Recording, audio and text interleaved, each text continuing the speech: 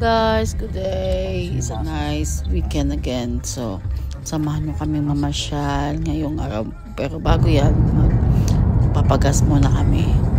Ito yung lugar na magandang pasyalan ngayong springtime. Talagang maraming tao na pupunta dito. At parang yearly na kami napupunta dito sa lugar na ito. At talagang napakaganda nila. At hindi sila nakakasawang tignan. Na kami ngayon, pero bago kami mag-park, may pila muna ng mga kotse dito at so medyo traffic siya papasok sa loob, kaya nag-aantay muna kami ng aming spot.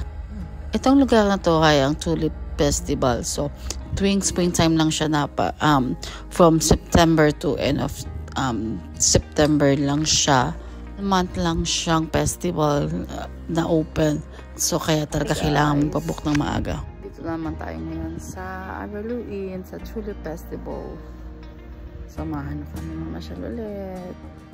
Ayan, dala namin ang aming chori o wagon. Kasi medyo madami kaming dala mga baon namin. So, at malayo-layong lakaran ang aming gagawin ngayon. Talagang lugar na to at napakadaming bulaklak at iba't iba talaga ang mga kulay na talaga napakaganda niyang pagmasdan at nakakatuwang mamasyal. At talaga makapasaba ka sa lakaran nito kasi medyo uphill and downhill talaga ito. Kaya nakakapagod din at talagang mga bata nakakatamad din maglakad. Nakakatuwa at padami na din talagang taong namamasyal dito. Talaga mga more on family at namamasyal at nagpipikniks talaga sila at yung mga bata nag-i-enjoy sa sobrang laking paligid. Magandang pumunta dito mga first week ng September kasi talagang bloom na bloom at talagang ang gaganda ng mga kulay ng mga tulips. Pero ngayong linggong ito medyo dry na yung ibang tulips. Pero may mga magagandang part pa din talaga. Mula nila magtanim ng around winter time I think. So para pagdating ng springtime talagang bloom na bloom ang mga tulips at open na sila sa public na magpapasok. Nga lang hindi ka allowed mag-pick ng mga tulips. I think yung iba ata binibenta nila sa shop nila kaya bawal mo silang hawakan, bawal mong pitasin. Talagang picture lang magagawa mo. Naging traditional namin na pumunta dito every springtime. Parang simula lang dumating ako talagang yearly na punta na kami dito. Talagang hindi siya nawawala sa list namin. Every spring talaga kailangan namin mamasyal dito sa Araluin. Buti na lang talaga perfect timing ngayong araw at medyo maganda ang panahon at talagang tamang-tama sa pamamasyal. At si Jonas nabibili sa mga nakita na sa paligid at talagang takbo ng takbo at ayaw sumakay dun sa wagon. Kung nature lover ka, talagang matutuwa ka mamasyal dito. Talagang napakaganda, daming mga puno sa paligid at mga bulaklak at talagang magandang sa pamilya at sa pagpipiknik. Dito sa hagdan na lang. At ang dami din talagang ng variety ng tulips ito. May mga yellow, white, pink, red. At talagang nakakatuwa silang pagmasdan. May mga napunta dito na mga pang pictorial talagang nagpiprepare sila ng mga susuotin nila para sa photoshoot at medyo mahal nga lang ngayon ang entrance dito na 20 per adult and 10 for child. Kagaya dati na medyo sobrang nakakatuwa lang talaga ngayong springtime na pwede na kaming makalabas-labas at pwedeng makapamasyal kahit saan.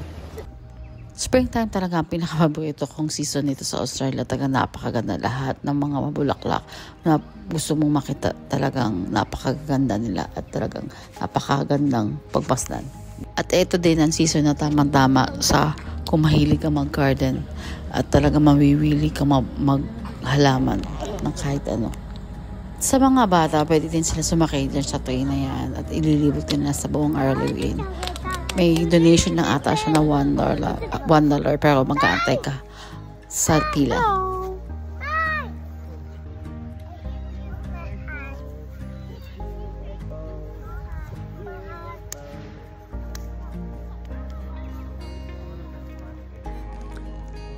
Dito muna kami magpapahinga. Wala nang flowers masyado dito sa side na to. Dry na siya.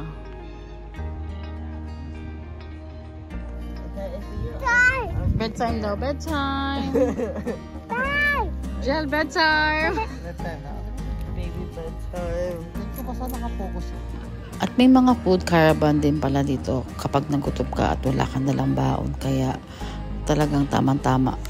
So, nakakapagod maglakad-lakad kasi napakataas na ang lugar na ito. At ngayon naman, pabalik na kami sa aming kotse.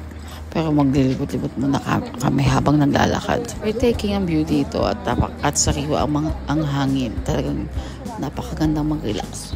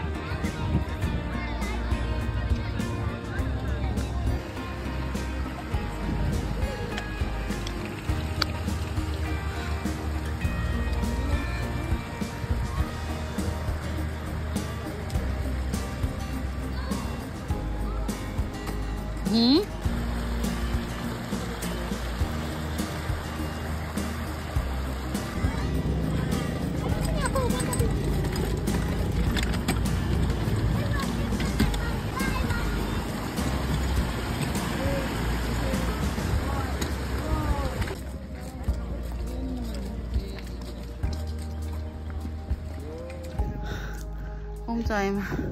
Tapos na ang aming adventure ngayong araw. Ito. Sit down muna, please.